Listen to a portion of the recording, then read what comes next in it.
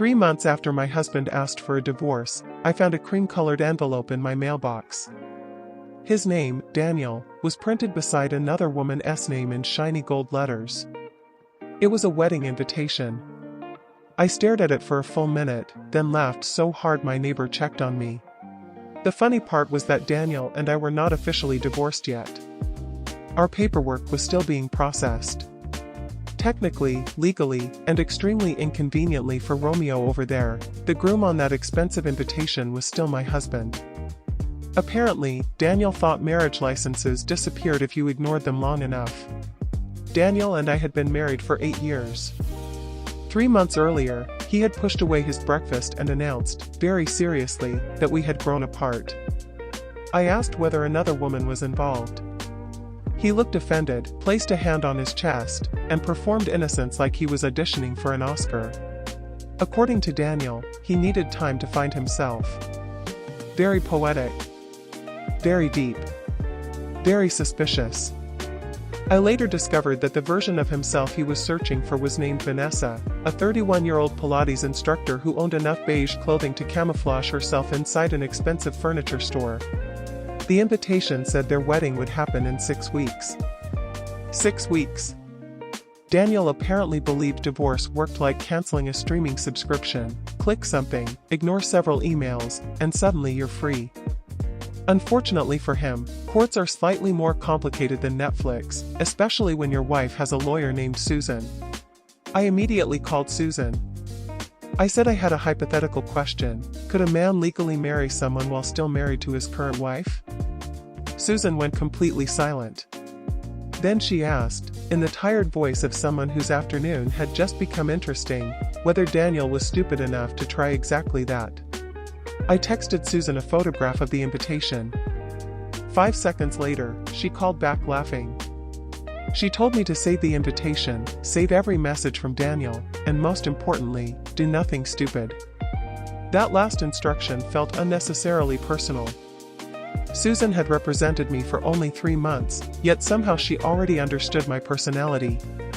For the record, my first idea was attending in a wedding dress. My second involved hiring a marching band. My third required a giant banner saying, "Congratulations to my current husband." Susan rejected all 3 ideas before I finished explaining them. Lawyers really hate creativity when it creates additional paperwork. 2 days later, Vanessa messaged me on Instagram. She said she knew the situation was awkward but hoped we could behave like mature adults.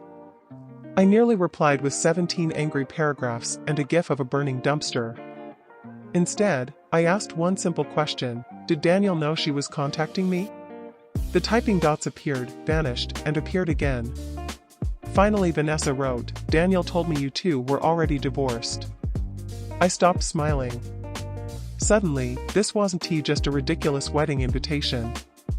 Daniel had built an entire alternate universe where our divorce was finished, our marriage was ancient history, and apparently facts were optional. I sent Vanessa a photo of our current divorce filing. The words "case pending" were clearly visible.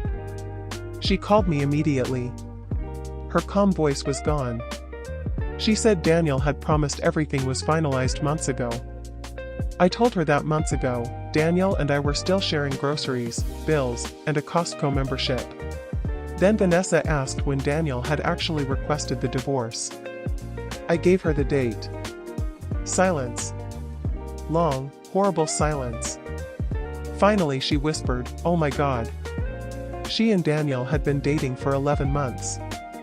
He hadn't found himself after leaving me. Apparently, he had found himself 8 months before telling me he was lost. Something changed between Vanessa and me during that phone call. 5 minutes earlier, I had considered her the villain. Now I realized she was another customer who had purchased Daniel's premium live package. Different woman, same salesman.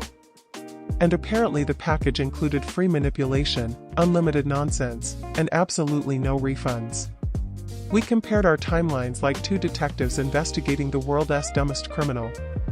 When Daniel told me he was working late, he was often with Vanessa. When he told Vanessa he was visiting his sick father, he was home with me.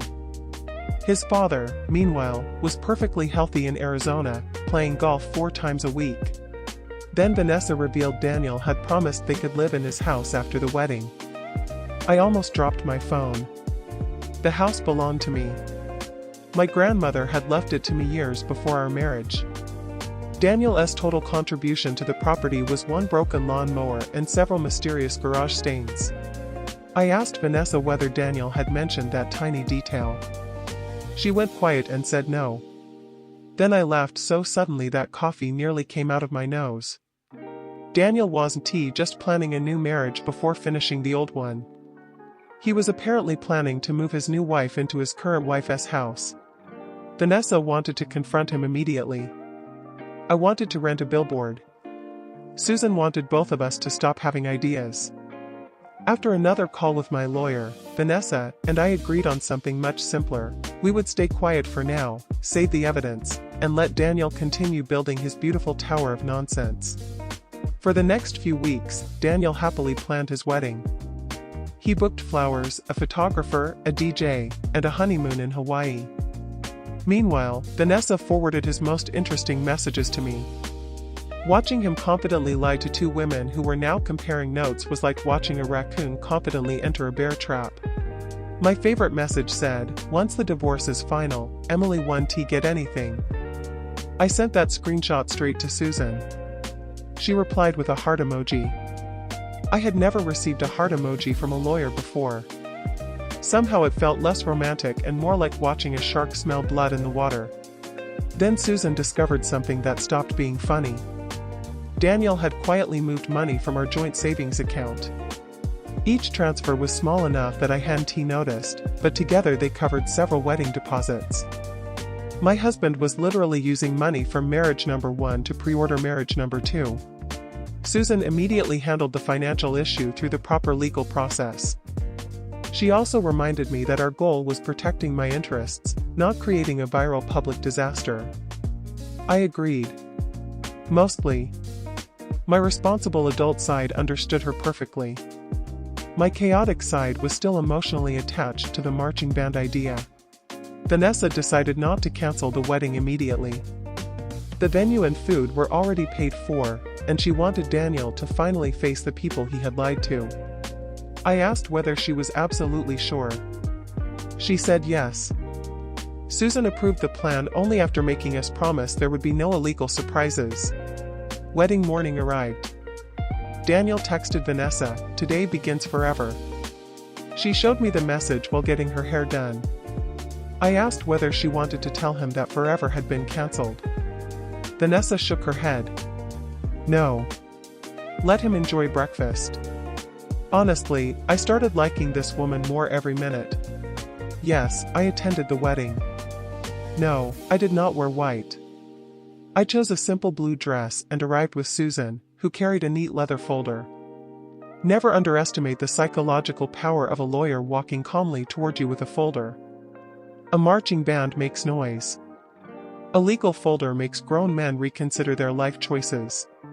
Daniel spotted me near the entrance.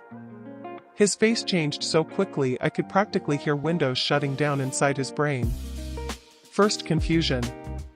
Then fear. Then denial. Finally, pure panic when he noticed Susan beside me. If human faces had loading screens, his was stuck at 99%. Daniel rushed over and demanded to know what I was doing there. I calmly pulled his invitation from my purse and reminded him that he had invited me. He stared at the card like it had personally betrayed him. For once, one of Daniel's bad decisions had arrived in beautiful cream-colored stationery. Daniel pulled Vanessa aside and started whispering urgently. I couldn't hear everything, but I clearly caught the phrase crazy ex-wife twice. Ex-wife? Interesting choice of vocabulary for a woman you were still legally married to. Vanessa nodded seriously, kissed his cheek, and told him to go wait at the altar. And Daniel actually relaxed. He thought Vanessa had believed him. That level of confidence should be studied by scientists. This man could fall into a swimming pool, come up soaking wet, and confidently announce that he had personally discovered water. He straightened his tie and walked toward the ceremony smiling. The guests took their seats. Soft music filled the room. Daniel's mother was already crying happily. His best friend gave him an enthusiastic thumbs up. Susan and I sat quietly near the back. I whispered that I suddenly felt nervous. Susan whispered back, "Good. Nervous people usually make fewer terrible decisions." The doors opened, and Vanessa appeared in her wedding dress. She looked stunning. Even I had to admit Daniel had excellent taste in women and absolutely terrible skills at keeping them.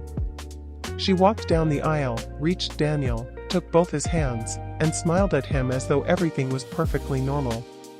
Before the officiant could begin, Vanessa turned toward the guests. She said Daniel needed to explain something first. Daniel blinked and asked, "I do?" Vanessa smiled sweetly. "Yes. Tell everyone exactly when your divorce from Emily became final." Somewhere behind me, somebody made a tiny choking sound.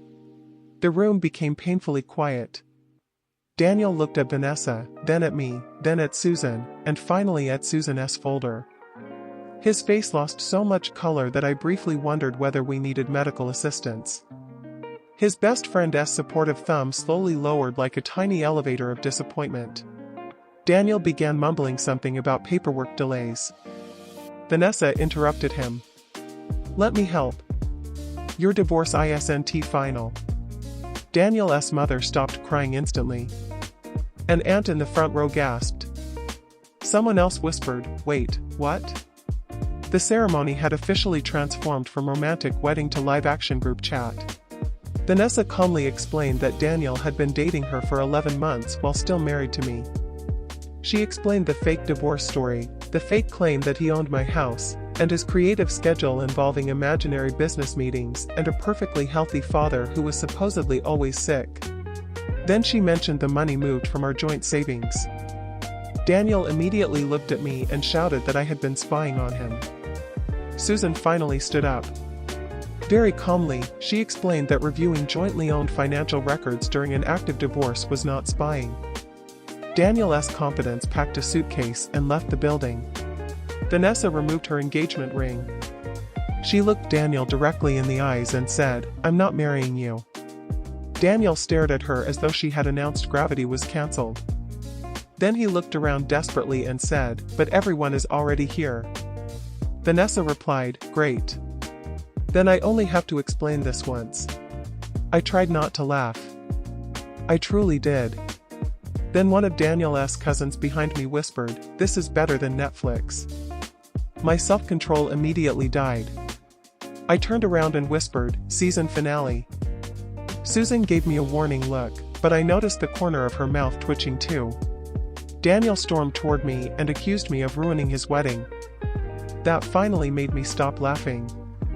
I told him, "I didn't ruin your wedding. You ruined 2 relationships." Vanessa and I just compared receipts. Several guests suddenly became extremely interested in the ceiling while trying not to laugh. Susan stepped between us before Daniel could continue. She handed him the folder she had been carrying. It contained documents related to the financial issues that would now be addressed through the divorce process. Daniel opened the folder, read the first page, and somehow managed to look even less excited about marriage. Daniel left before anyone could decide whether the ceremony needed an official ending. Unfortunately for him, the food, cake, and venue were already paid for. Vanessa looked around at 70 confused guests and said, "Well, I'm single, the cake is expensive, and nobody is getting a refund.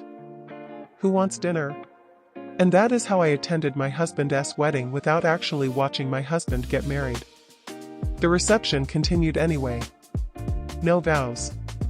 No romantic first dance. Just 2 women, 70 relatives, an open buffet, and Daniel's mother drinking champagne with the determination of someone who had discovered several family secrets before lunch. At one point, Daniel's mother came over and apologized to both Vanessa and me. She looked exhausted and embarrassed. I told her she wasn't responsible for her adult son's choices. Vanessa agreed. Then his mother quietly asked whether she could have another piece of cake. Honestly, that woman had her priorities perfectly organized.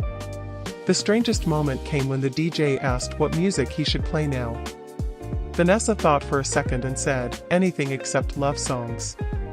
10 minutes later, half the wedding guests were dancing. Turns out people recover from cancelled weddings surprisingly quickly when there's free food, music, and absolutely incredible gossip. My divorce from Daniel became final 4 months later. The financial issues were handled through the legal process, and the house remained exactly where it belonged, with me. When I received the final paperwork, I expected some dramatic feeling of victory. Instead, I mostly felt peaceful, relieved, and weirdly hungry for wedding cake. Vanessa canceled the Hawaii honeymoon reservation and later took her sister on a vacation instead. She sent me a photo from the beach holding a coconut and wrote, "Best husband I've ever had." I replied, "Your sister?" Vanessa answered, "No. The coconut. It lies less." I nearly dropped my phone laughing. Vanessa and I didn't become inseparable best friends. Real life isn't always a sitcom. But every few months, one of us sends the other a meme.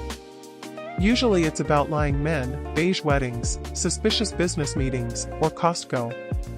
Trauma may not create friendship, but apparently it creates an excellent shared meme vocabulary. Months later, someone sent me a screenshot of Daniel's new dating profile. His bio said, "Divorced. Looking for honesty, loyalty, and good communication." I stared at it for several seconds, wondering whether irony could physically injure a person. Then I sent the screenshot to Vanessa without adding a single word. Vanessa replied 10 seconds later, "Should we warn the next woman?" I laughed and wrote, "No. We're retired." Then I put my phone down and realized I genuinely meant it. Daniel's choices were no longer my problem. I had spent enough time starring in his circus. I was finally ready to leave the tent. Losing my marriage had hurt, and discovering the lies hurt even more. But eventually I understood something important. Daniel hadn't replaced me with someone better. He had simply carried the same dishonest version of himself into another relationship. Vanessa wasn't my competition. Neither of us had been the problem he was trying to escape. One evening, I found Daniel and Vanessa's original wedding invitation in a drawer. I considered throwing it away, but instead I took a black marker and wrote across the front, "Event cancelled." Truth won. Then I laughed, put it in a memory box, made myself some tea, and finally moved on with my life.